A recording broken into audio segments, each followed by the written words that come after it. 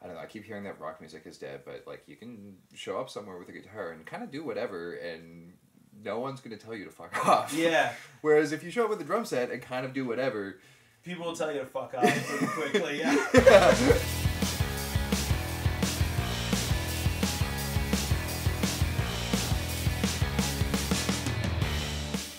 Hello, hello, hello. Welcome to the final regular season episode of Hitmakers Season 1. What does that even mean? Final regular season episode. So I've been clearing out the memory banks this past month and a half, I guess maybe 2 months the show's been out.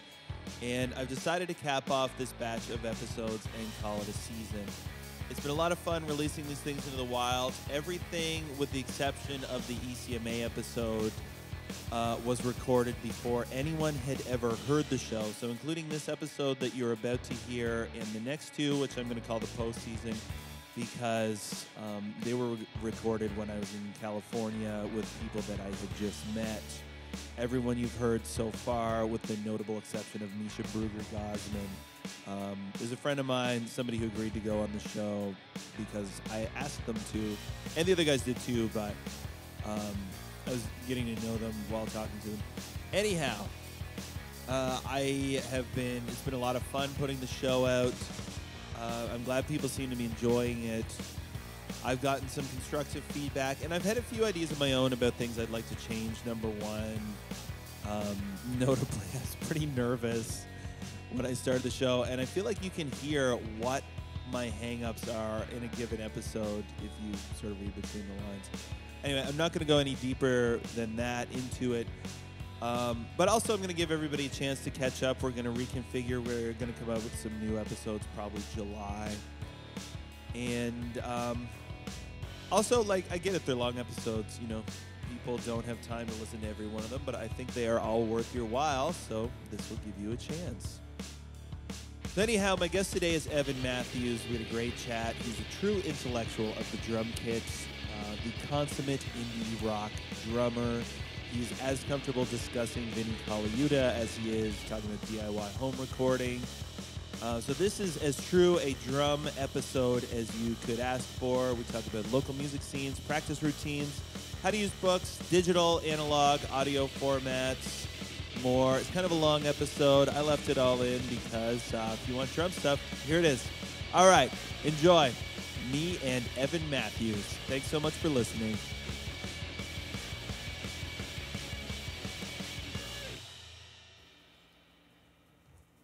there. It'll be fired up. Now it's fired up. Yeah. All fired We're up. rolling. There it goes. Evan Matthews, how you doing? I'm good. How are you, Ryan, bro? Oh, I'm all right, thanks. Right on. Thanks for doing this. My pleasure. Thanks for asking me to. Yeah. Yeah.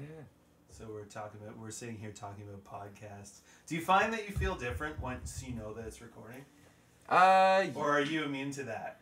I wouldn't say I'm immune to it yet, but I'm definitely more comfortable with it than I used to be. Yeah. There's that there is still that extra weight though. It's funny, eh? It freaks me out. Yeah, a little bit, but it can be the kind of thing that you can inhabit in a weird way. It's like going to a bar instead of your living room. Except it's a bar where everything that happens is forever. Right. Your choices. Yeah. Your choices have eternal consequences. Yeah, it's a funny thing, especially just kind of given the nature of what recording is now. I remember recording one time and just at a studio that's in a guy's garage, basically. It's in his shed. Yeah. And, after tearing down after the weekend, tearing all my stuff down after the weekend of recording, and, just having this realization at the end of it, I was putting all of this pressure on myself, oh, this is so important. So, I'm just in some guy's garage in Nova Scotia. Yeah. It doesn't matter. Probably. Yeah, no, it's true, and it's the kind of thing where because there's that whole mythology around it, the people who have never done it's this holy grail. We're in the studio.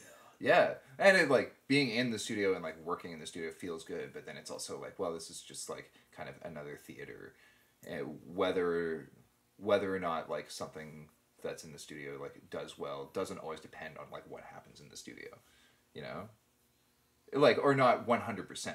Like obviously if what's happening in the studio is like clearly bad, then right, but like then that's a factor, and if it's like clearly good, then that's a positive factor. But like the sort of I don't know, maybe I'm off base, but like I don't know. There's there's this like mythology though when you before I did it. I'm not sure what you mean. Well, I definitely agree that there's a mythology because like for me it's like, well, we're in the studio, like you gotta perform. This is the studio. Yeah. You know. Yeah, no, for sure.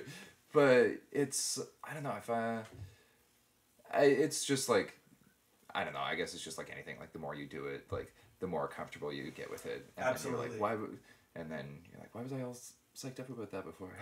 Well, it's funny too. Like it gets to a point where it's actually fun, which is I remember the last time, which would have been October. Last time I did like a studio session, where it was actually really fun because I was comfortable and I hadn't done that in a while, and I knew the job and I could do it. Yeah. But that's like quite a few years in. Feeling like that. Well, yeah, and it's like it's a different kind of pressure because it's like when I was taking classical lessons, like part of what my piano teacher taught me was like, don't telegraph your mistakes. Like, if you fuck up, don't stop. Just like play out of it. Absolutely. And in the studio, you can't really do that. There's not like an option. Yeah, so it's just layer. done. Yeah. But you will psych yourself out. Like, I know my friend used to always do that. It's like the more takes that he would play, the more like the quicker the mistake would happen in the song, and the more the more frustrated you are, then the more frustrated you are when you start the next one. Right, and then it just becomes that like self-reaffirming like negative cycle. Totally, and it gets kind of worse and worse, and the pressure builds, and it's like I find that like good takes are generally like it's like the third take or like the first take or something after, because there's that whole like legend of like when Phil Spector was recording the Ramones, he like forced them to keep playing at gunpoint because they were just doing like takes and takes and takes of the same thing for hours, and they were like, we want to stop, and he was like, no. Keep going, it's gonna be perfect.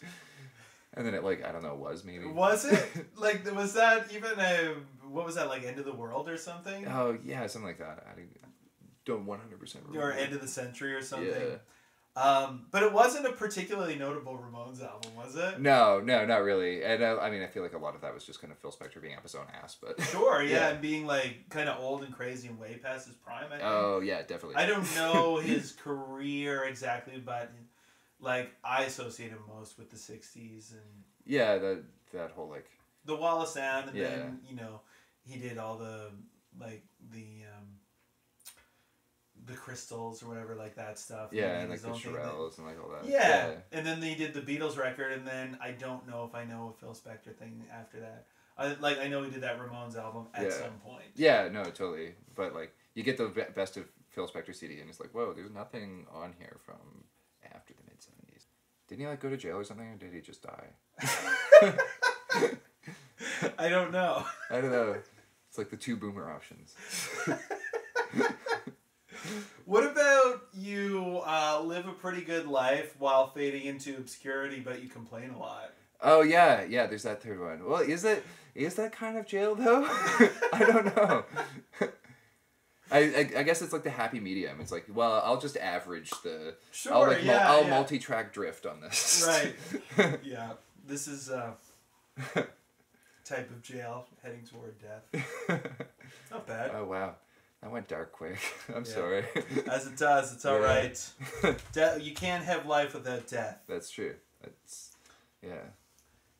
okay, so talking drums. Evan, you're from Amherst, Nova Scotia. Is that true? That is true. Yeah. What's the music scene like there? There's like a bunch of older people who just like play music for fun, basically. And then there's like young weird kids who like get into music because for the longest time there's like a pretty good high school band program there, and so there's these young weird kids that get into music and then leave.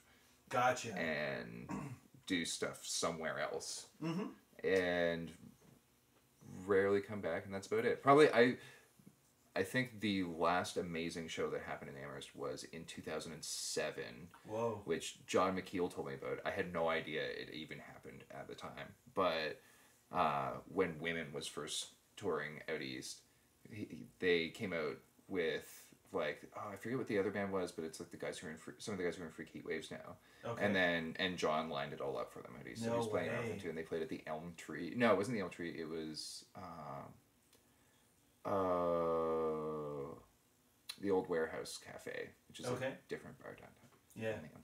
Small place? Yes. Pretty small. That's the thing. Like, I have wondered about playing Amherst. I've driven through Amherst. I used to live in New Brunswick, and I would drive back and forth to Halifax a lot. And I remember one time I specifically took a detour through Amherst, wondering, like, could you play a show here? There's, like, I have played shows there.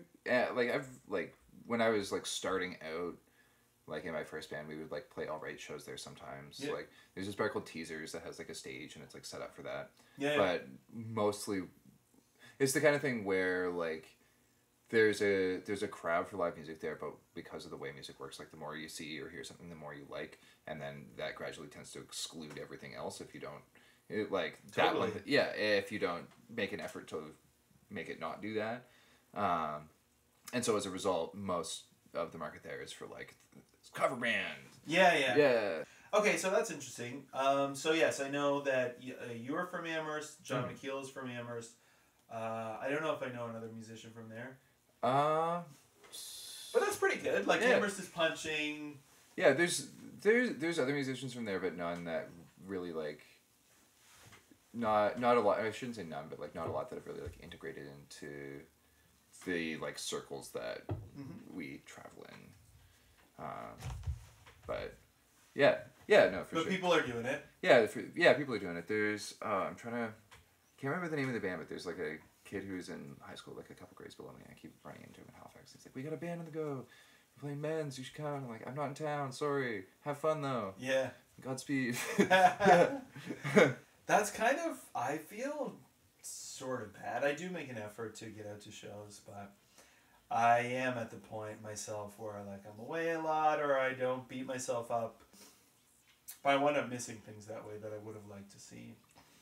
Yeah, I mean, I definitely do that too. But, like, sometimes it's just like, oh no, I need the energy, time, and money that I would otherwise spend. Absolutely. And, like, I don't know. At a certain point, I learned to do that. Probably a little too late. But what I always end up doing is, like just procrastinating going out until it's like, oh no, it's like 1:45. Now, what's the point? Yeah. It's like, I'm going to get there and everything's going to be over. I've done that one too. Yeah, and it's not, like, an intentional thing. It's not, like, it's, like, I'm aware of this show and I'm, like, I want to go to it.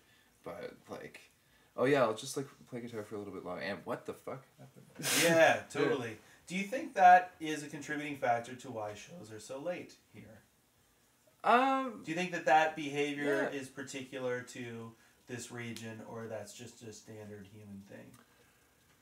I think it's a relatively standard human thing. It depends on the scene, but like I think the original reason was to accommodate the pre-drink. Yes. Or whatever, but then it just kind of became like everyone got used to that, and it's also like, as much as punk time sucks for everyone who wants a show to run on time, and for the people who are involved in running a show on time, as someone who is, like, more or less against my will, habitually late for everything. Right. Having a social event where it's like, it starts at 10 and you can show up at, like, 11:15 and it's fine and you really haven't missed much. Yeah. Is kind of nice. It is kind of nice. Yeah, but I know what you mean. I found myself on both sides of that. Yeah, but then at the same time, you're like, on the flip side of it, you're like, running a show at 11:45 and being like, well, fuck is it? Totally. Like I know people are coming to this show. Yeah, they told me they were, and that's the brutal thing too. Yeah. I find, especially like PEI is really bad for it. I'm from PEI. Oh yeah, I played PEI last weekend, and it was like that, and like we accounted for it. Yeah. But it was just like, yeah, we're not like I'm not gonna start until I was opening, and it was like I'm not gonna start until like 20 after 11 because like the crowd's not gonna be here. Yeah, and did they show up before midnight? It was between they all sort of like rolled in between like I would say like 20 after 11 and midnight. Not bad. Sort of thing. Yeah. Yeah. Yeah. It was like pretty alright, and then places get like a flow, and so it's like everyone sort of subconsciously knows like what time they need to be leaving the house, and it's not even like a thing where they're checking their watch. They're just like, oh, it feels like like time. It's been dark for just long enough that I need to like go outside and light a smoke and walk the place. Yeah. And maybe, so you said you opened, were you playing it? I saw a picture. Were you playing as a solo act? Yeah, that's something I do now. Interesting. How long have you been doing that? Not that long at all. Uh-huh. What's it called? It's called Lycan. Okay. Yeah, totally. Like L-I-K-E-N. Like, yeah. So, and yeah, right now it's just like a really like trippy, quickly changing like weirdo guitar pop thing. Yeah. But yeah, I don't know. It's pretty fun. I started doing it just because it's like, I was like, I should know how to do this. I've been kind of playing all these other roles and projects, but I've never like played this role, and I'm like at the point where I probably like should. Yeah, I'm kind of there too, actually. I've got my first ever solo show. Oh, cool. In a couple of weeks. Oh, sweet. When is it?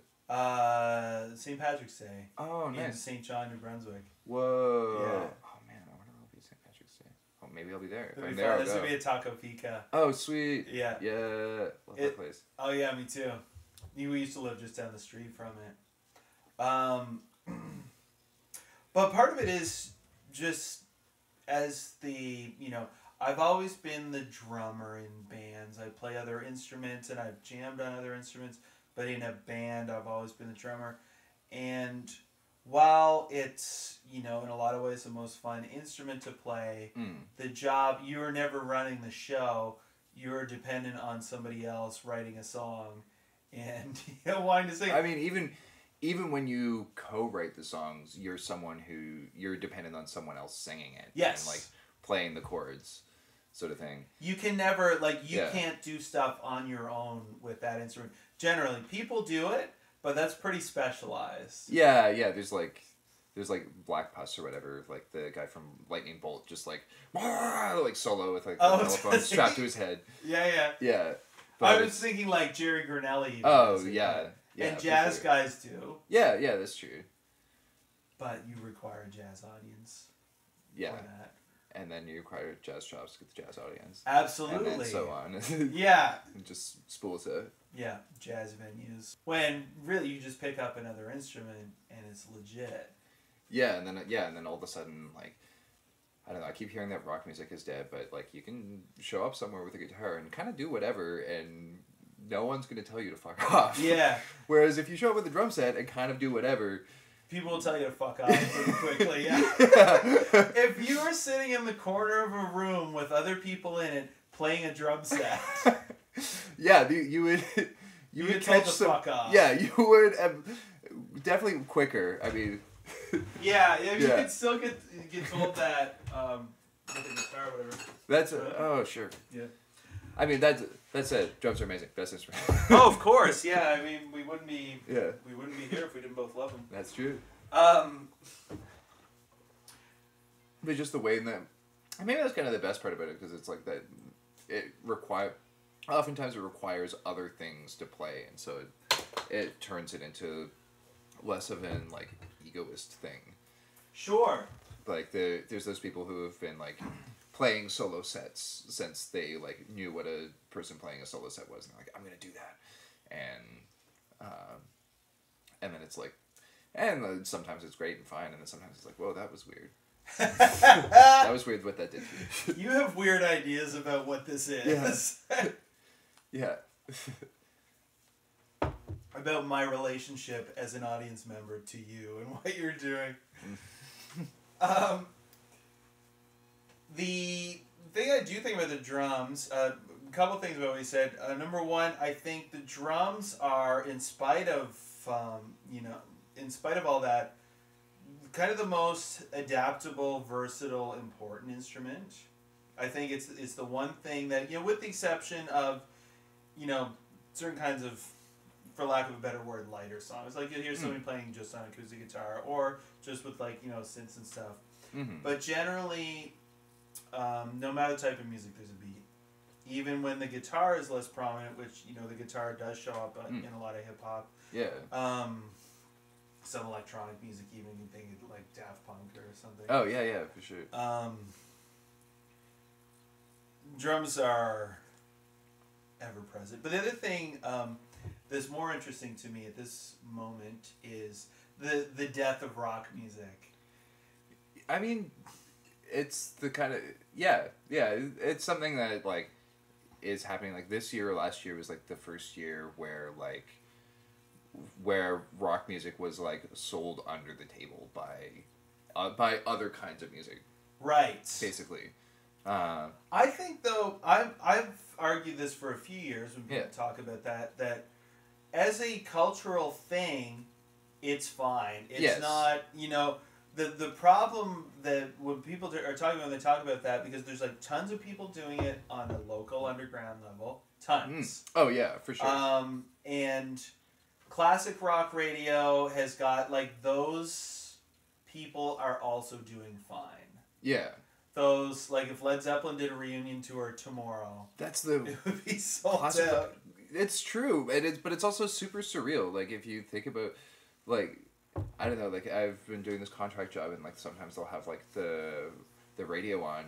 And I just had to start eventually turning it off or just not turning it on in the first place. Just because it's the same playlist every day. It's the same 50 songs every day. Yeah. And it's it's my Who can stand that? I don't know, man.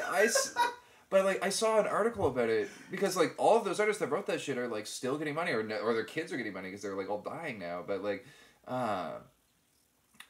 there's something I'm trying to remember. Oh, it's Mrs. Robinson by Simon and Garfunkel. Yeah.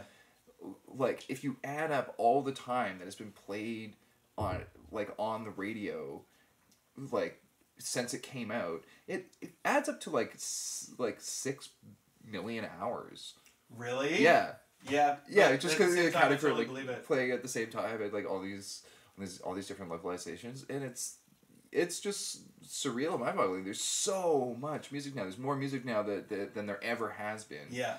And most of it is, or maybe, actually no, I shouldn't say most of it, but a good portion of it, enough of it, is better than what's on classic rock radio. Yeah. And yet it just, that medium is so numb. It's so, I know, it's mind-boggling to me too. I remember I was doing a temp job last year and there was a local station playing. And it was all the morning, the first couple hours was all songs from the 90s. And to me, that's my childhood. I heard it, I was like, man, this is great. They play this every day. And then I started thinking, man, there's an opportunity here. If you were a new band playing this kind of music, there's obviously an audience for it. People listen to it. By hour 3, hour 4, I'm starting to think, do they just play every song that was released during that decade every day? I can't believe it. Because then they start running out of the A-list, and then you're into Econoline Crush or whatever. Oh, no, yeah. And yeah, for sure. By the end of the day, you're that stuff is done. That's 20 years ago. I never want to hear it again. Yeah. And classic rock radio is worse. Oh, it's way, way worse. Because the songs are more overplayed, and some of the songs are just worse, too. Some of the stuff you hear, you're I don't feel sorry for rock music at all. Yeah. This is why we can't have nice things. Yeah, no, for sure. It's do you remember hair metal? That was the death knell. Kind of. Yeah. What good was that for anybody other than... people loved it. People love it. I shouldn't even say that because people loved it. The bands loved it. They had fans. I know people who are fans of that music. But in terms of being something that's super indulgent, well, it's also about there's that whole capitalist thing of like, the ideology turning something into a spectacle, but then by becoming a spectacle, it's like a parody of itself that like inverts all the values that were attached to it before. Yeah. Sort of thing, and aesthetic stuff about hair metal aside, like as like a sort of ideological thing, and it was like very much of its time, like the 80s, where you have like that like harsh right wing shit going on, and so what is that? Just the opposite? Like we just want to dress up and party? Yeah, well, it's like it's like an escapism, but then the escapism becomes its own sort of like reactionary conservatism in a way, because like everyone has to like get their perm and like get all the tattoos and like dress in the uniform and like this is the thing that any kind of music that has a uniform, and it's every kind of music really, it's a funny funny thing when I started dating my wife, who her people largely come from the country world, which I just found I couldn't wrap my head around at first. And for a while I thought that it was because I didn't like music that was really stylized and had a thing where you had to sing about this and you had to dress a certain way and act a certain way. Then I realized that's every kind of music. Yeah, yeah, no, that's true. I would say. I mean, there's some things that like they like don't have the uniform, but then like not having the uniform is also kind of a uniform, Yeah. Yeah, where it's like I'm not gonna put myself in any of these cookie cutters, and it's like okay, well, you're in this like. I know you're in this amorphous cookie cutter instead. Yeah, you're still reacting to the cookie cutter. You're still letting the cookie cutter dictate what you do. Yeah, no, for sure. I don't know. It's like such a head trip. I don't know if there's an escape from that. Well, and it's maybe it's just part of how like humans organize our world and like our ideas. It's like you have to break things down in that way and like fly flags to be able to like socially organize on a level to make something like relevant. I was listening to a podcast with this is one we were talking earlier about subscribing to too many podcasts, but I read this article. It's like 7 podcasts about the music business you can be subscribed to. 7. Boy. Whoa. But anyhow, this one was an interview with this marketing guy, Seth Godin, and he said that it all in this day and age basically boils down to this idea: people like us do things like this, and that's how humans organize. He's saying, you go to any type of gathering, you'll notice that the people there are all, there's a theme to how they dress and how they act, and you go to a different group and their things may be different, but there's still a theme. I found it interesting when I worked at the Pop Explosion, whatever I did, like a temporary contract job, but seeing the riders come through, different genres of music gravitate to different kinds of booze. Oh yeah, I believe that. Yeah, funny. One time I heard about like it was like a home shake rider, and the rider would like outside of the food and stuff, like it was like a gram of weed, a bottle of wine, and 1 bar of Xanax. It's like, oh my god. Okay. And then the set was like awesome. I was like, yeah. Well, and they had the wine bottle, and they had the wine bottle upside down on the hi-hat as like upside down over the hi-hat thing as like a percussion thing. It's like, all right, y'all. You Funny. did it. That's also doesn't seem like that much for a band. Well, that's the thing though, because like you like playing super fucked up live is a nightmare. You don't want to do that. Oh no, it's true. You don't. Yeah, I don't know. There's so many pitfalls. There's already enough pitfalls. Yeah. And then you're like, no, I'm gonna add extra layers. And it's like, it doesn't always work. If there's any degree of difficulty, it doesn't always work. No, that's it exactly. I found like I have botched sets just by having too much to drink before, and not intentionally, of course, not intentionally. Like you're not something like you're out But like you get a couple free drinks at the bar or whatever. Well, yeah, and then Just hanging out, having fun. Yeah, for sure. And then there's that whole angle of how like liquor is just kind of like hooked into the music industry in a weird way, where it's like, oh no, it's part of how you're paid. Instead of the bar paying you, they just give you free booze. Yep. To like distract you from the fact that they're not paying you, or that you're paying. Or them. you're not getting paid very much. You're not making much money, but you're having fun. So. Yeah, no, but it works. Like I do have fun, you know. Yeah, I know. So like, it's only later it's only later when I'm broke when I'm like, oh wait. Yeah. That was like $15 worth of beer. Oh, I no get kidding. smoked with that. And yeah, I mean, I've played shows where what we got paid didn't cover our bar tab. Mm-hmm. Okay, so how'd you get into the drums? Into the drums? Well, I started playing music when I was 6, playing like piano. So I was like taking piano lessons and stuff, and that kind of got the 4-way coordination going a little bit. But then I started like just like tapping my feet and my hands all the time and stuff like that. And a family friend was like, "You should get him drum lessons." My friends were like, "Oh, would you want drum lessons?" And I was like, "Yeah, sure." So I started taking drum lessons when I was like 10. Okay. Yeah, and like really took to it. I don't know, it was really fun. Cool. And yeah, and just like I don't know, kept doing it. It was like drum set lessons, but then also classical percussion lessons. Like, like my drum teacher. After it was like a couple years after I started taking drum lessons with him, or like a year or two. He worked in like the basement of Mount Allison at this like, but like in an office called the Canadian Music Center, which is like a organization that exists to promote like classical new music. Oh, sort of thing. And so he didn't like technically work for the university, but he was in the building, and then he ended up doing some like subbing or like percussion methods and stuff for them. But he managed to work at a thing where he could run a youth percussion ensemble using all of the university's gear, and we'd like practice once a week, and then like, and then like it was like we practiced. The first year was like we practiced once a week, and then we like put on a show at the end of the year as like part of the band concert or whatever, and then it quickly became like we practice once a week and like work up this show that we can then, you know, like when you go to an assembly, when you're like there's an assembly and you go down, there's some like educational like presentation that's made by like someone and like the school's paying for it, sort of thing. Sure. Like when you're in yeah. So we basically worked up a show that was like one of those, and then would take it on tour for 2 weeks in the spring. Neat. Where would you play? Like school, like elementary, middle, and high schools all over, mostly elementary, middle schools, like all over the Maritimes, basically. Yeah. Fun. Yeah. And so, yeah, that was kind of like... How old would you have been doing that?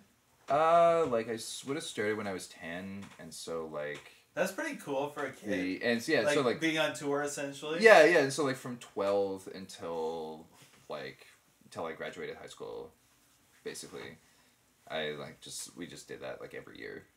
It's a cool thing to have available to you.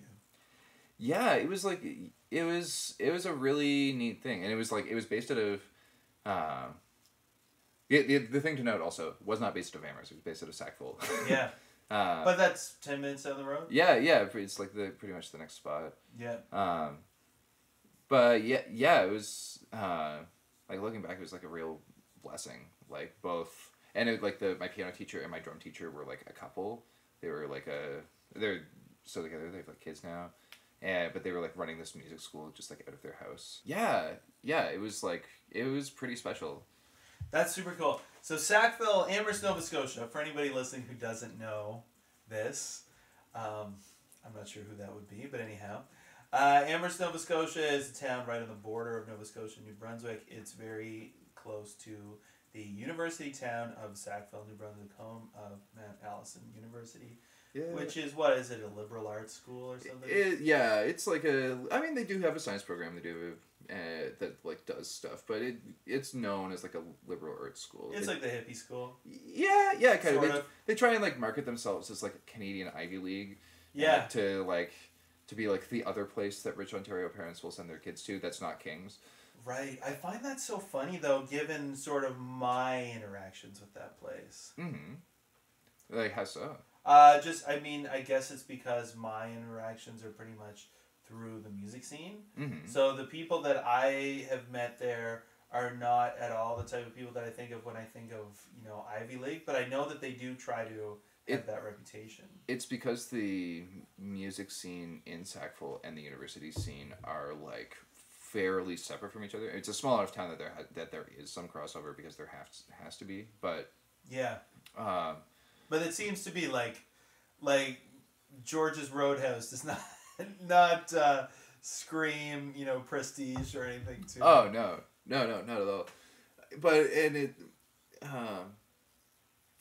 yeah, I don't know. It's interesting because like if like going to rock shows was something that students there did on as like a habit, then it would be an amazing scene. And like when that happens, like basically when people who are in school are in bands, that does happen. Yeah, that's what I found. But then otherwise you just have like the core group, which is still like a good time if everyone comes out. Yeah, because I've been to really amazing shows there, Yeah. and I remember when I first started playing there, going to Stereophonic, and everything was packed, and it was all these really cool bands, and like people I knew in bands, and I was like, man, this place is amazing. But then I also remember trying to play there a few years later, and people saying like, nah, it's like nobody comes out. Well, it's because it goes in like boom bust cycles. Absolutely. Just because the nucleus of the scene is like older people. Like right now, I mean, at the time it wasn't. It was like older artsy people who were like having art practices and then putting on Sappy and stuff. And now it's like older artsy people who were basically like rock stars or kids, like John and Julie and all that shit. Yeah. Sort of thing. And whoever else may end up there, like Steve Haley and all that stuff. Anyway, and so that they're there, and so it makes it possible to do stuff there, because people are still in the habit of like going to shows, but with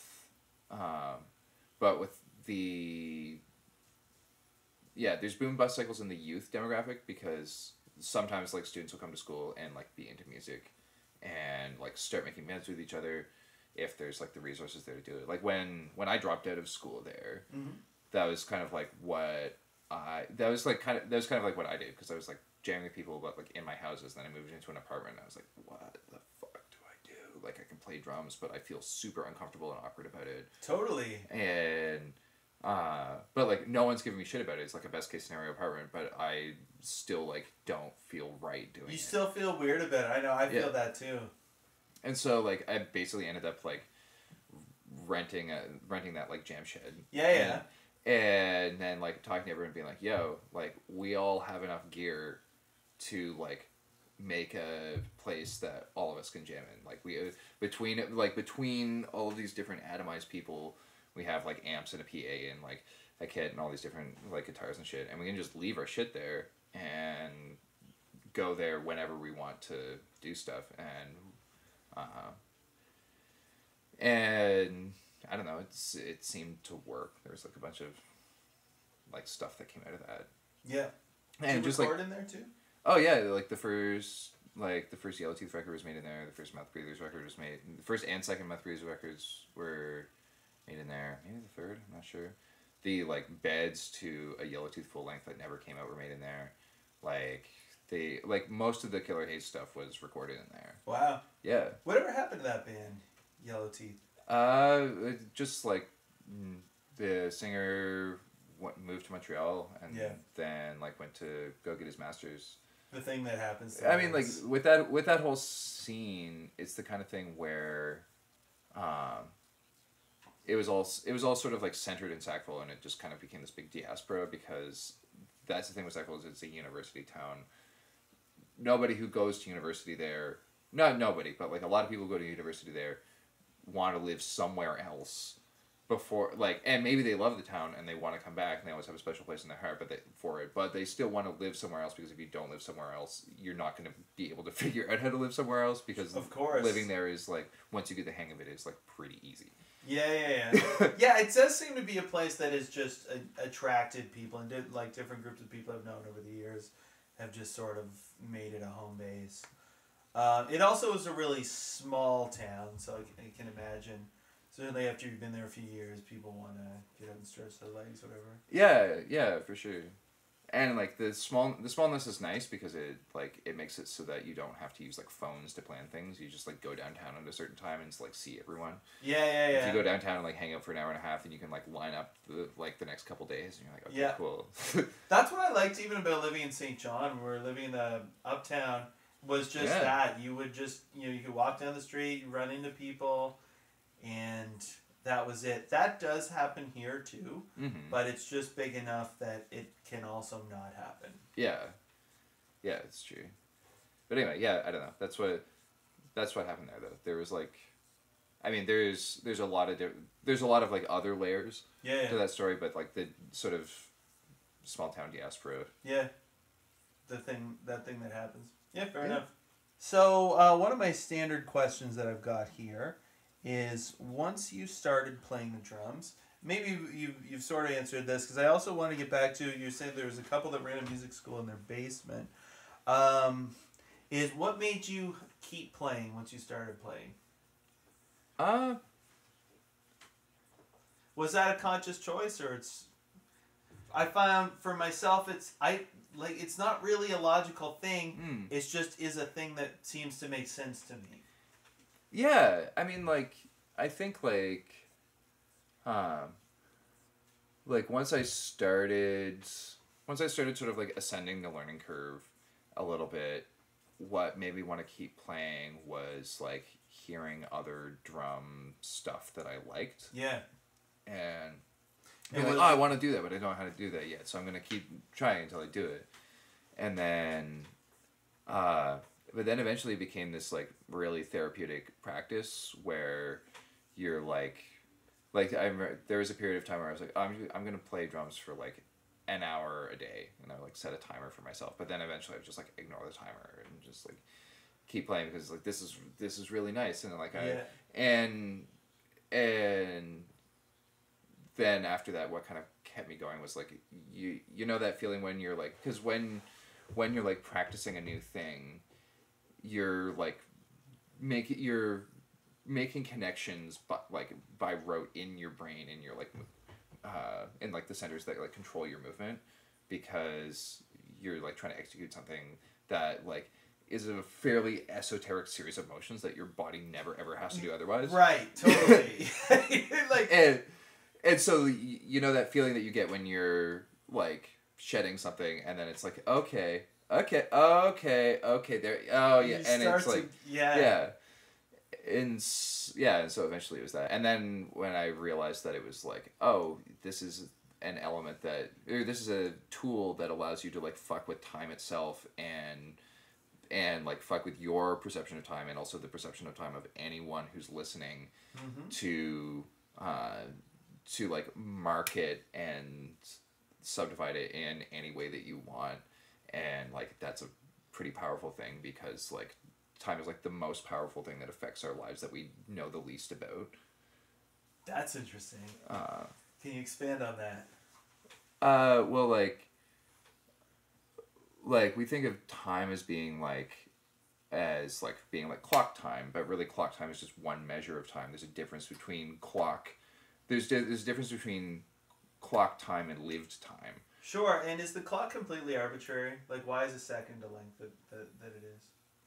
I mean, I can't claim to know the history on it. But it's, I mean, like, it seems like the kind of thing that could theoretically be, like, completely arbitrary. Maybe they tried to, like, translate it off the sundial or something like that. Yeah, because that was what they used before. Right.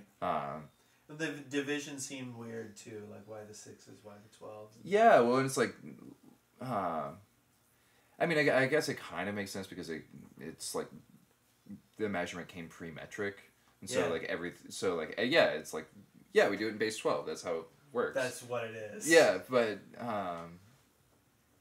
at the same time, it is super weird and arbitrary, and also, like, it's something that's really hard to think about because it's something that you experience so naturally, but nobody really like talks about as being a thing. Like, hey, like this minute was longer for me than it was for you. Oh yeah. Yeah. But that also is a thing that everybody can relate to in the sense of like, if you've got a break at work that's a half hour long, Mm-hmm. the half hour leading up to that break is so much longer than the half hour that you get to yourself. Oh yeah, definitely. But and then there's also like the standardization of time that came with like the Industrial Revolution and stuff like that, is like a really like powerful mechanism for like control, and like it just like on a like mass sort of level, and it's kind of reflective of like what was going on in the Dark Ages, because like when like in the Dark Ages, like Christianity ran everything, right? And part of how it did that was it totally defined everyone's time. It's like the bell rings and you like get up and go to the fields and like work the fields because you're a peasant, like serf or whatever. And then the bell rings and you like pray and eat lunch, and then the bell rings and it's the church bell. And that's just what rings when we say it's time for it to ring. Yeah, totally. Every day is a different length, really. Yeah. By a little bit. Every day is a different length, really, but it's marked in the same way. Yeah. And so by controlling people's experience of time on that level, that was what enabled those like systems of power to stay in place for so long. And that's still happening now. That's wild. But everything is like the work week is standardized by time, 40 hours, and most people get paid by the hour. Yeah, but like that's where the interesting thing, that's where like the power of being able to stretch time and distort it and like play around with it comes in, because if people sort of like live according to like how clock time relates to money, which is what relates to their necessities, then they're living at like a division of 60 beats per minute. It's either going to be 60 or like 120 normally. And even in dance music or like pop music in like a certain section of the 2000s, early 2010s, 120 BPM was like the thing that you had to do. Yeah. Like songs had to be that tempo to get played on the radio. Well, and even like you can go back, I know 2 examples because somebody pointed this out to me, and then I started finding, I know Summer of 69 is 120 beats per minute, as is what I'm Coming Up or whatever that is, Pink song is. Yeah. For instance. Yeah. No, for sure. And it's like it's one of those like classic pop tempos, but it is that way because it reflects the way that time is marked. That's interesting for us. But being able to play at different tempos, because like music is a really powerful experience for people in like a neurological sense. Being able to play at different tempos or subdivide those tempos in different ways, or like make shifts in feel between like one time feel and another, ends up being a very powerful thing that can like sort of relieve that for people. And I don't know, what I hope is like allow them to like see a different slice of like a possibility. Sure. As a way to perceive that, even if it's just an intuitive thing. That's interesting, man. I do think that to me is one of the most valuable things that music can do for us is provide some kind of escape from the normal sensory experience. I don't know if I'm articulating that exactly right, but that's what I think the best music does to me, is it takes me out of whatever I'm doing at that time, and it's just like, takes your brain to a different place. I've never thought about that in terms of those specifically beats per minute or stretching time or whatever. It often gets broken down with regard to this instrument is purely like a chops thing. It's like, can you do this polyrhythm? Yeah, it's like can you do the 5 against 4? And you do like the 30-second note subdivision. Can you like play the black page or whatever, where you have like the fucking fucked up nested tuplets? It's like, okay, great, for example, you're gonna do a chord note triplet, and the first is gonna be 5, the second is gonna be 5, the third is gonna be a 6, and then it goes into a series of runs of 11, like 30-second note 11 tuplets. Like, nice, but like, fuck you. I often feel like that too. I mean, I often feel that there's something perverse about writing that way. Maybe it's to show, maybe it's fun for you. Maybe it's to show off how smart you are. It was for that piece, it was that. It was literally a challenge for Terry Bozzio. It was just like, well, I bet you can, and then he did. Didn't he famously say he couldn't play, he would get fired from his own band, Frank Zappa? Yeah, I believe that. Yeah. I wasn't aware of that quote, but I believe that. Like, I just remember that quote where he's like, the musicians I need don't exist. Yeah. The musicians you need? Yeah. It's like, well, I have to settle for these people who are the best musicians. Yeah. But, like, yeah, no, I believe that. Weird. So, are you a Zappa guy? I mean, yeah, it's in a sense, like, I got into Vinnie Colaiuta for a while, and then it was, like, Joe's Garage, and I was like, whoa, cool, but then, like, I mean, I'm not a Zappa guy in the sense of, like, I know every Frank Zappa album because there's, like, 80,000 Frank Zappa albums. There's so many. But I've only heard a little bit of it. I found, when I did finally bring myself to check it out, which was a long time coming, I found it more listenable than I expected. But it's not something I've ever listened to a lot of, and not something that I go back to. That's fair. The songs are so intellectual. It's like there's not. That's probably my chief critique of it, is that it's. And that's why. It's just so it's just so heady. It's like if I want to I listen to it now if I want to listen to like a math problem, but it doesn't like touch me in the way that like songwriting does. That's what I find, and that's my issue with that stuff in general. I mean, it's still fascinating, but sure, yeah. And it's for a certain kind of listener or a certain kind of player who wants to engage with it intellectually. I generally am not that intellectual with music, which whatever. I mean, it's good, really. I find people make the mistake of confusing like chops as like an end instead of like a means. Totally. And so like the people that get really into like I'm gonna like, I mean, I say this having just like gone out of it for like. Well, yeah, but whatever. I mean, like I'm throwing stones from my glass house here, but like there's like the people who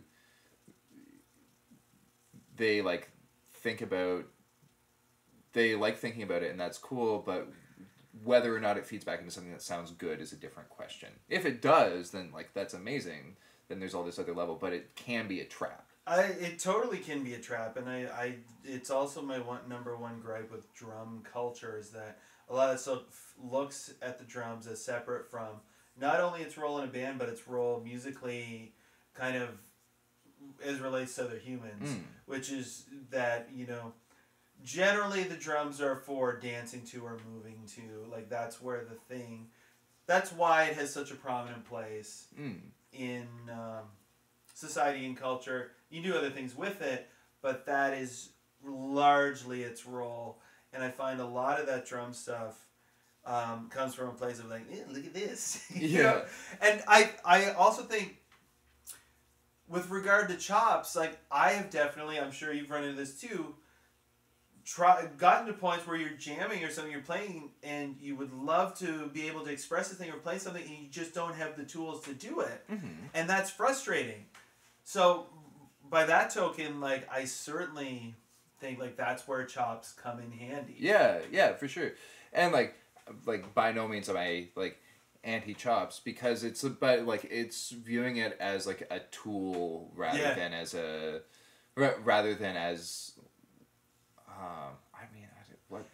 I feel like I'm kind of anti-chops. It's like a tool rather than an object. Yeah, I feel like I'm a little bit anti-chops, but also whenever I'm actually playing, I always want to be better, or I love to just like blaze, Yeah. I mean, it's like it's really fun to blaze, and there's always that feeling of like, oh man, I'm hearing this thing that I still can't do. Yeah. And that's what's kind of fascinating about it to me, because it's like it's infinite. It's like one of the few things that you can do that's like totally infinite, that is not really like bound by anything, because you just like you're like picking through all these like different aspects of everything. Absolutely. You'll never get there And to even assume that there is that there's a finish line is to kind of give over your creativity or your understanding of what the thing is to some other person or some other entity who you can Who's decide defining that exactly. Yeah, yeah, yeah. Like you can say that these people have decided you've now achieved like top drumsmanship or whatever. Yeah. But it doesn't exist. But most people, I think people are really uncomfortable with that idea also, which is why you get the sort of YouTube-y, like the 10 beats you gotta know, or or whatever. Like you gotta know for what? What are you gonna do with them? Yeah, I mean, like if people are gonna make those videos, it should be like very, very, very specific. It's like the 10 beats that you have to know if you're playing in a samba cover band that's playing material from between 1979 and 1985. Yeah, like, if you want to be a gigging country drummer or something. Yeah, totally. Yeah. Yeah. Funny. Okay, that time thing I find is really interesting. Because I also think, too, now that we've hit kind of a saturation point with digital music, which is not, I listen to digital music all the time. Mm-hmm. I listened to it all day at work. Everything is so accessible. That stuff can still come through those channels and blow my mind. I do find there are times when I will opt to do something other than listen to music just because it is attached to the internet. And I don't want to be attaching myself to the internet right now. But I think that live music, it's still the most potent thing that it can be is when you play that you offer some kind of transformative, like transcendent thing to the audience that you just can't get any other way. Oh yeah, definitely. That's kind of the holy grail for live music. And like what you described, the feeling you described with digital music is like why I don't use streaming services. I still like download everything. Do you? Yeah. I just like have an SD card in the phone and just like download everything I'm going to listen to on that, which is kind of nice because it kind of sucks because it's like you still have the selection that you do on Spotify, but it's a lot more effort. Like considerably more effort. You can also just offline your stuff if you were to use a streaming service. That is true. I don't generally do it because I don't stick with anything long enough to justify the download. See, like that's the thing with downloading stuff is that it forces you to stick with it. So like eventually you're going to be like scrolling through your thing and be bored and be like, well, I thought this was important at some point, so I'm going to listen to it and like see why. Yeah. And like generally there's a why in there somewhere. And so it's like, it ends up being like kind of nice that way. It makes it feel like a little bit less disposable. I think that's super valuable and maybe important. But at the same time, there's a lot of times where I'm like, oh man, I wish I had Spotify so that I could like dial up this record right now because the Wi-Fi here is not good enough, or like Google is not coming through on the RAR. Yeah. I find Spotify is amazing. It is. I haven't used Google Play, but I've used Spotify, Apple Music, and Tidal. Spotify is, in terms of functionality, the best service of the bunch by far. However, I find the problem with it is, well, number one, sound quality. Yeah, it's 96 kilobytes per second. Yeah. Yeah. It sucks. Like, I'm sure for most people it's fine in a lot of situations. If you're in the car, it's fine, whatever. If I am listening in my headphones, it drives me nuts. Yeah, I believe that. Yeah. I have a Tidal subscription that I don't use, and I watched a John Coltrane movie that's on Netflix, and I wanted to listen to A Love Supreme in my headphones. I put on the ride cymbal. It was just like, it was like that, like... Yeah.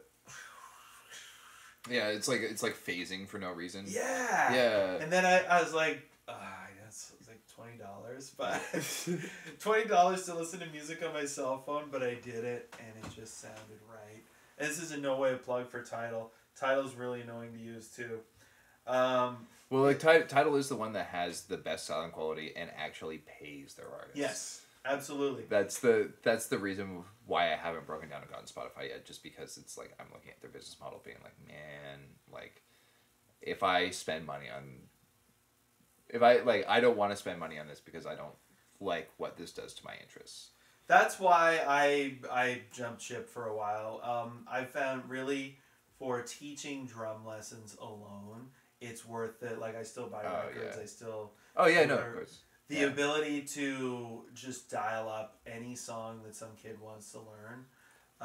That's key. That's totally key. So I remember when I started doing it in the mid-2000s, going to work with a backpack full of CDs, and if, this is just my best guess at what some kid might want to learn, and if they wanted to play a song that I've never heard that's not on there, which was common then, but is very common now. Yeah. Whatever, like, Cody Simpson song or whatever it is, I just look it up and we can play it. That said, it is not my favorite listening experience. I do like the easiness, but I think there's also, like, that comes at a price too. I do think because it's, like, it doesn't really exist, you can value it less. I think it does raise the bar for musicians because you have to be able to overcome that to grab somebody's attention. However, it's just so easy to jump around, and I find I just wind up not losing it. And again, because it's attached to my cell phone, so if I get a text, then my song stops, or you know what I mean? At a certain point, I just have to cut myself off from the phone, and I want to reduce the number of things that I'm dependent on my phone for. That's a good strategy. I should start trying to do that. I definitely feel that thing, like, I definitely feel that thing where, like, oh, you get a text or, like, an alarm or something, and it's like the device has power over... Yeah. has power over, like, your transcendent experience. It's yes. like, I'm having this transcendent experience, and then Apple or Samsung is like, but wait a minute, isn't there someone you forgot to ask? And, I know. And it could be the dumbest thing. That's why I turn all my notifications off. Yeah, no, for sure. But it's also like, why the fuck did Apple stop making the iPod? That was like the best piece of technology in history for consuming music. Yeah, right. Yeah, like you can get the most of it on there at one time, and like it had a really good digital audio converter. And was just like totally dedicated to that one thing. Like huge amounts of storage too, huge. Right? Yeah, like massive, and now it's like, well, I'll get an SD card and rely on my phone's like shitty DAC or whatever. But like and now that said, I hear that there's like still MP3 players that exist that do sort of like fill that same role that the iPod did, but I have no idea where to find them. No, I haven't really looked at them. And the problem with that is nobody wants to carry two things either. I think it was because there's even like Pono, which do you know anybody who has a Pono? No, I don't know. I would love to listen to one, but yeah, I mean, like I'm sure it's as great as Neil Young thinks it is, but but it's also like, did that show up in a store near me? I don't think it did. Absolutely not. No, I don't know anyone who's even seen one, as far as I know.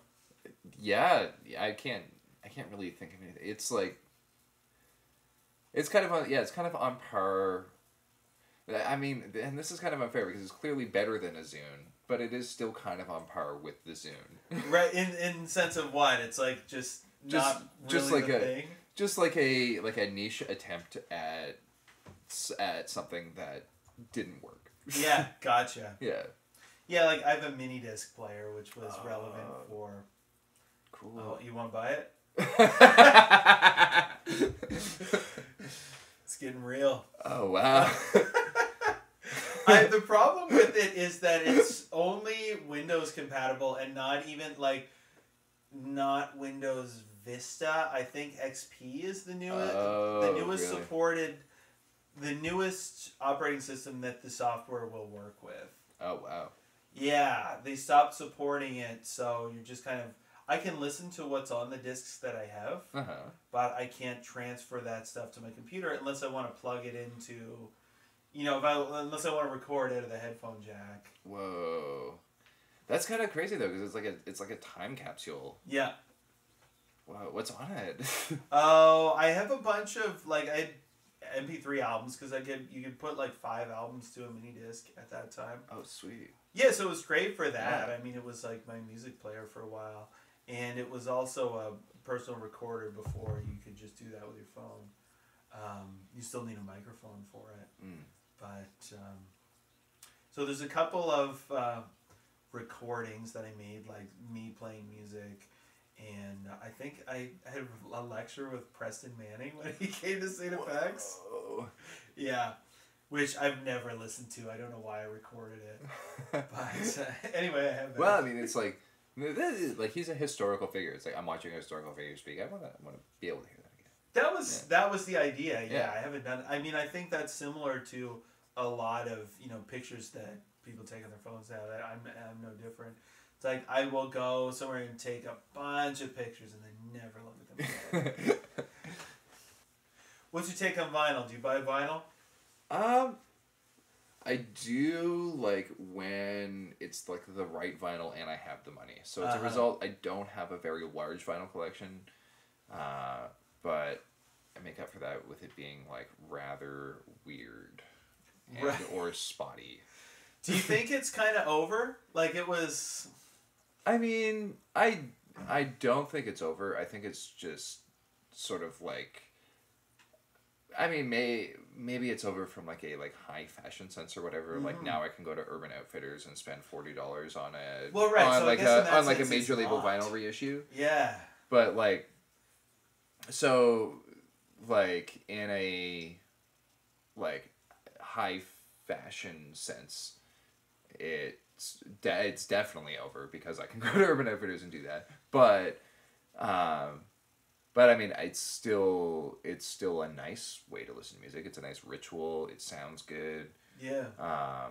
I really like it. I have a record collection. Yeah, I like it too, and also have a record collection. I find it's for like homebodies. It is. Like the people who I know who have massive record collections are homebodies. Yeah. Which is that's awesome, and it's something that fits very well with that sort of lifestyle. But I leave home too much to.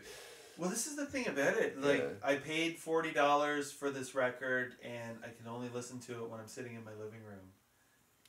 Yeah, there are portable vinyl players that exist, but it's kind of a curiosity. Yeah, it kind of defeats the purpose if you are buying it for. I mean, you still get to enjoy listening to it, but if you're buying it for sound quality, and to that end, if you care about the sound quality at all, those things are probably pretty destructive.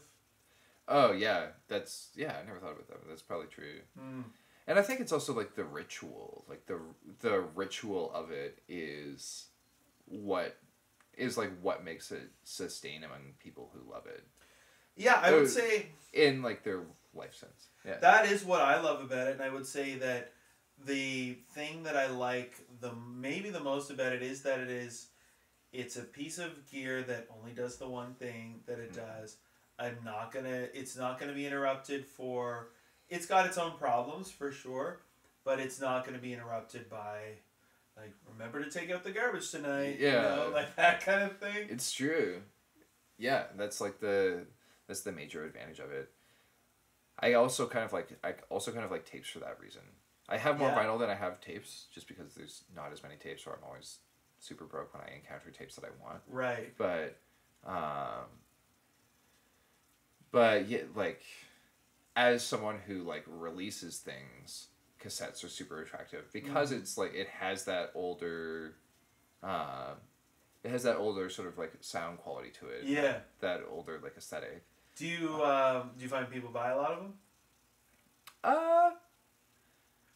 Or is that even about probably I'm more or less the same as almost anything else. Yeah. Because it's really half the time it's just a vehicle for a download anyway. Sure. Yeah. But as an object, they're kind of nice. They're kind of fun. Yeah. I got a box of tapes. I parted ways with my only cassette player probably about 6 months ago. That was a stereo that I bought in 2001 that had like a 3 CD changer built in.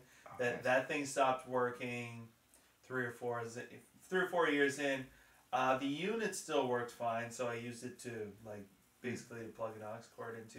Oh, nice. The cassette player worked, but it did not sound very good. I kind of realized recently as listening to it, so I decided it was time to let it go.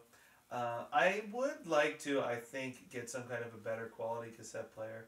So I do have a box of tapes, and there is something just fun about it.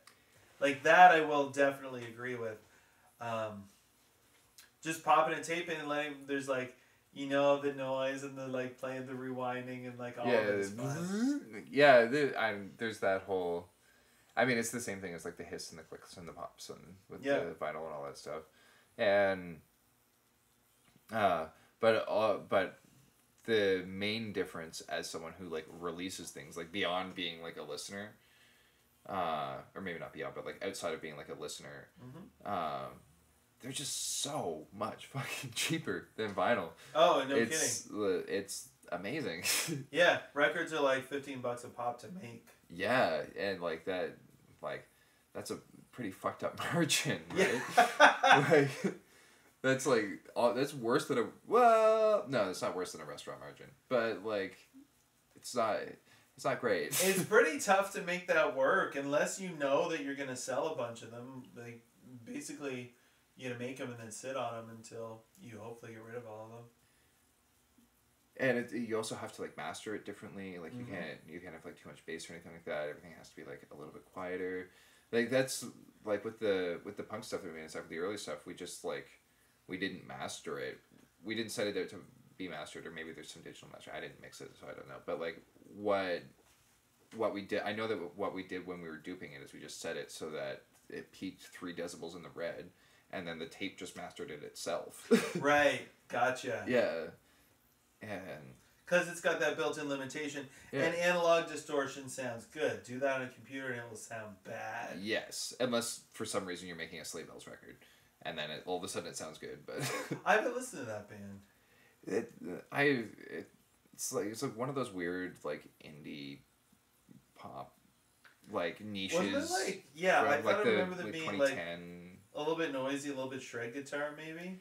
Yeah, pretty much. It was like a guy who was like a Florida hardcore guitar player, and then he like moved to New York and started trying to write pop music, and then they ended up like making this record with this like really good like engineer, and it's this like amazing pop record that it has like the pocket of like hip hop, but like super pop vocals, and then just like shredding guitar riffs. Yeah. But like everything is soaked, like it sounds different than almost anything else, because in the process of making that record they figured out that each different DAW has a different tone of distortion.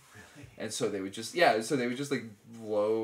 mangle shit digitally with like tons of digital distortion and then bounce it and mix it in under whatever else is happening. Weird. Yeah, it was. Yeah, that's interesting. I just remember seeing that band like on SNL and being thoroughly confused by it, and so I've never checked it out. Oh yeah, that's fair. Their first record is good. I made a half-hearted attempt to check out their second record and was like, well, I'm done with this. But like I still listen to their first record because it's got like a bunch of jams on it. Interesting. Yeah, the song "Crown on the Ground" like rules. Yeah. Yeah, it's like it's pretty belligerent. Like it's a little too much, but. Anyway, yeah, I digress. All right. Another drum question. Okay. What's your practice routine like? Currently, I mean, the background is just like your standard like singles, doubles, rudiments sort of thing over either like quarter notes on the feet, like unison or alternating, or like a samba bass, and then I've been trying to work through just like drum books lately. I kind of started doing that again. What are you working on? Well, like the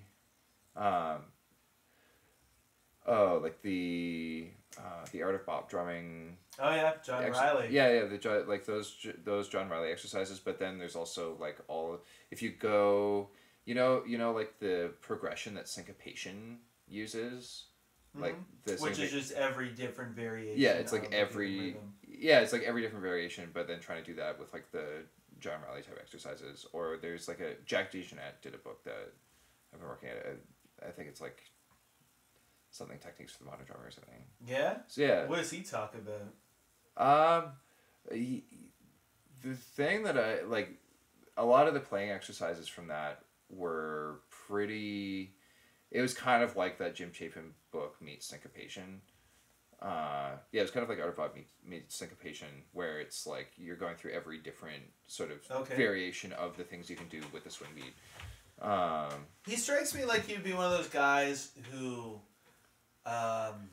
speaks in metaphors and like he can just play. I don't know if that's true. That's just my idea of Jack DeJohnette. There's some of that in like the forward and stuff like that. Like the exercises themselves are like kind of dry. Except the main difference between that and the art of bop drumming is that the exercises go between every different limb. So it's like your right hand will be doing the swing beat, but then you'll have like the comping between your right hand and your right foot, or your left hand and your right foot, or your left hand and your left foot, or your left foot and your right foot. And so it's like the same exercise, but like all those three different things. Okay. Yeah. So taking the same idea and working a bunch of variations of it. Yeah, pretty much. So that idea of just taking an idea and working on a bunch of variations of it. I think it's great because it generally, like, if I don't sit down and like practice for a long time, I end up falling into like patterns. Yeah. Sort of thing. And yeah, right. And those patterns are like something that everyone has that like defines their, and that's kind of what defines someone's style. But I really like the idea of being able to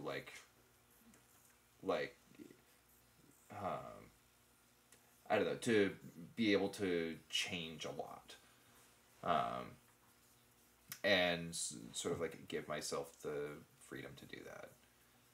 Which also just kind of like ends up being a lot of work, and like, oh, like I'm playing like through 4-way coordination, which is like the driest book in the world.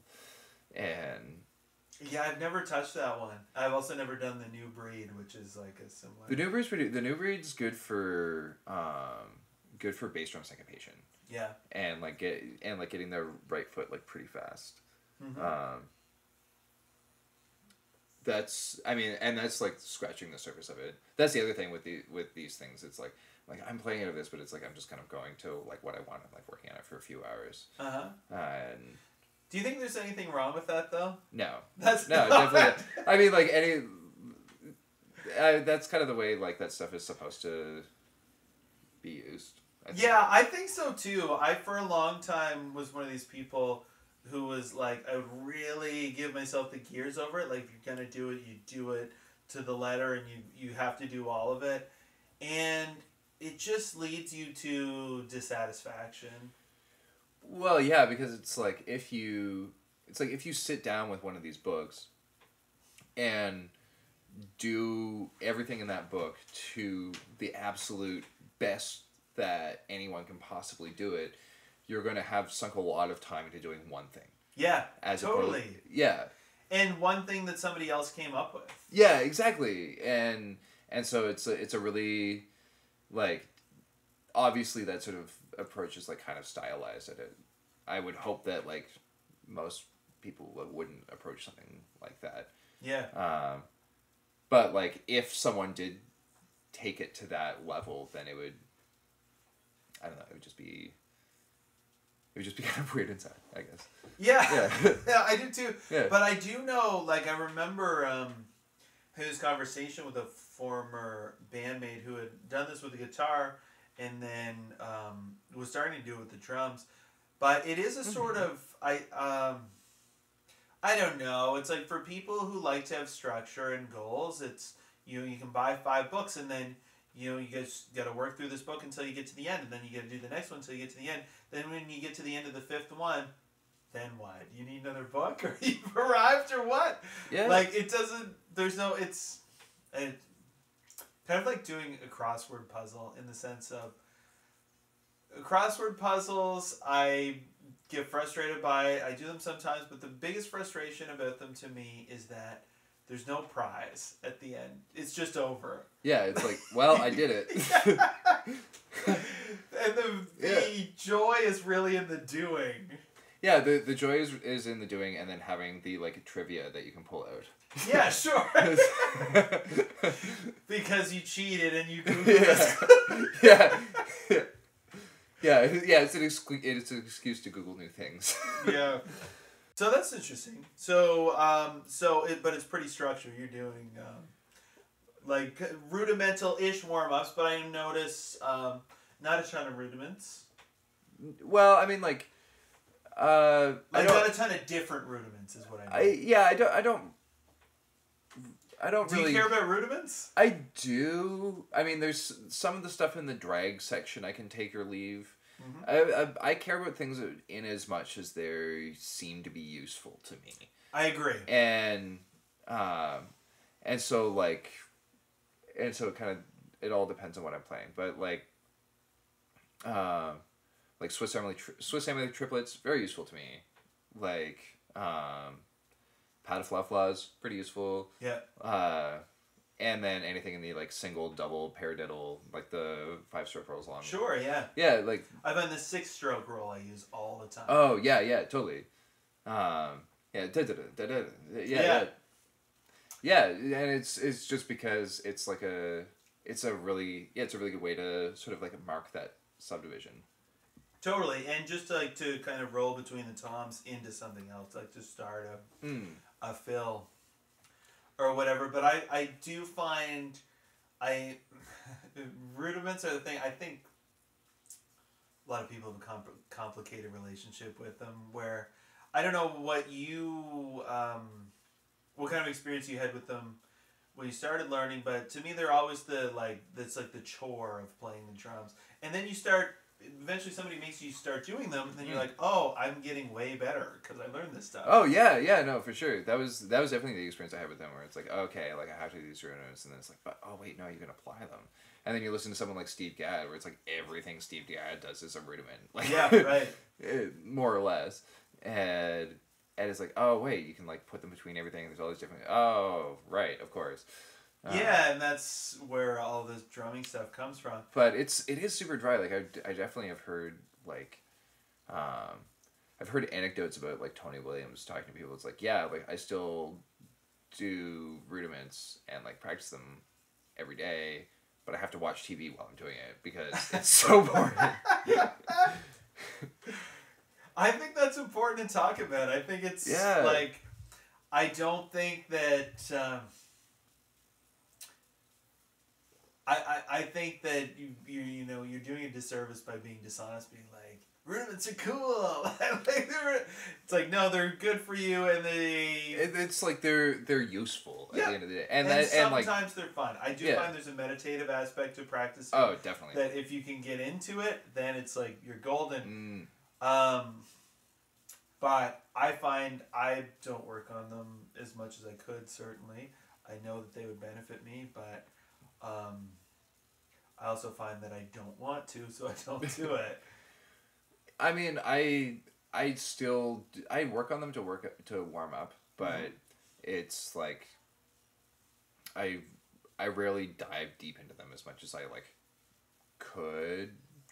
And it's also just because it's like, well, there's all these other things. There's like if all I knew was rudiments, then of course I'd be diving deep into them because that would be all I knew. But then there's all these other things that are out there that I'm also like really interested in, and I'm kind of just like warming up with the rudiments to be able to like have an easier time starting to do that. That's what I think too, and that's the challenge even with sticking with anything. Yeah, the fun thing you can do with rudiments is like transposing them over different like polyrhythm feels, like like paradiddles over like a 2 against 3 or something.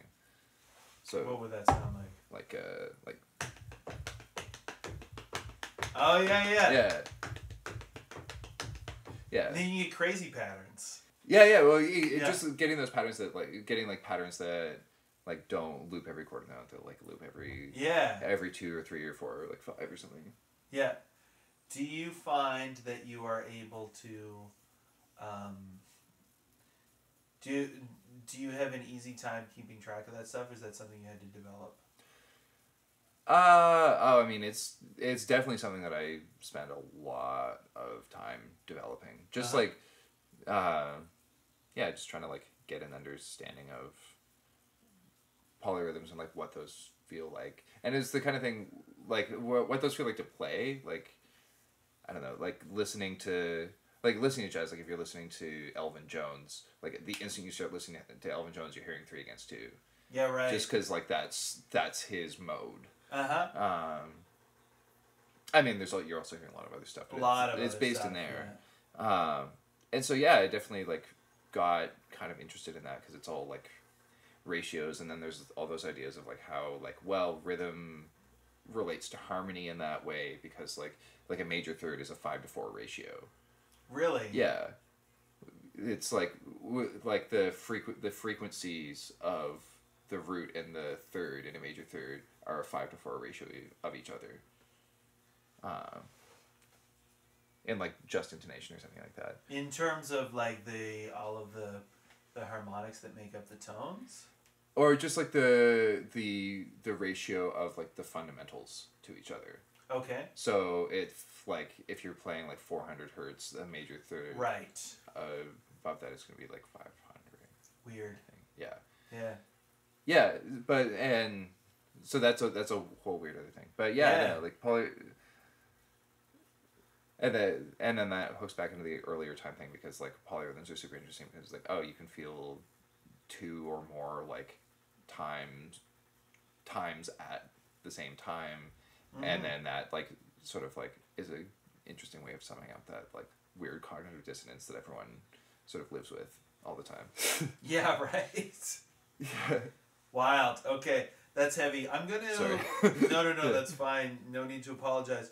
I'm gonna ask one final question though, because I have a feeling people might start showing up here pretty soon. Do you think that there is such a thing as being a natural at the drums, or at any instrument really? I'm gonna go with Malcolm Gladwell and say like a little bit, but mostly no. As in terms of people can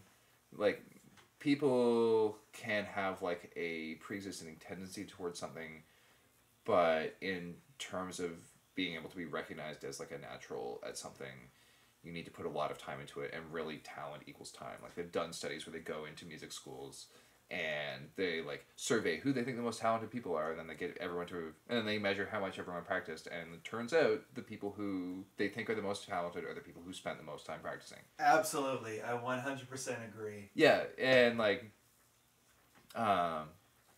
and I'm sure there's a lot of like mythos built up around whatever like natural attributes someone might have, but at the end of the day, it's about the 10,000 hours and then the 100,000 hours. Definitely, yeah. I think totally. I think someone who's a natural is somebody who is naturally obsessed enough with doing this thing that they are willing to put the time in.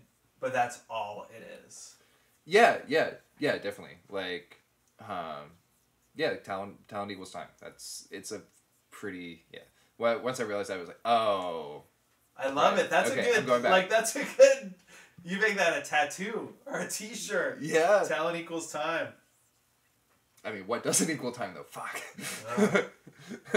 It comes back. It comes back. All right. Boom. That's it. All right. Ooh. Let's wrap it up. Evan, thank you so much. Thank you so much, Ryan. It's super fun. Yeah. It's so good to see you, man. Yeah, you too. Yeah. Yeah. Cool. Right on. All right. Till next time. Till next time.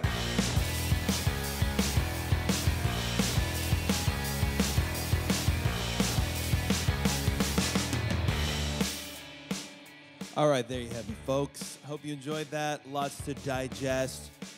Full show notes with links for the first time. I hope to go back and do this all the episodes. But links to every topic we covered and what time in the episode it comes up are available at learndrums.ca/hitmakers. You can find Evan on Instagram at me_cult. That is going to be the last interview in this style for the moment. We'll see what the new season brings. We're going to mix it up. I like the hangout sort of vibe that I had with the Brady and Mike episode, so maybe we'll do more of those. Maybe we'll change formats. Maybe we'll make it shorter and not the long-form interviews. We shall see. It's going to be fun. I want it to be fun. Part of the question for me, too, was, like, how many times am I going to do the same interview, honestly? I know people have different answers, but you want to mix it up. Okay, that's all. Thanks so much for listening, everyone. We appreciate your time, your attention. And we'll see you next week in the postseason. Ooh, exciting. Playoffs. Who's going to win the drum contest? Okay.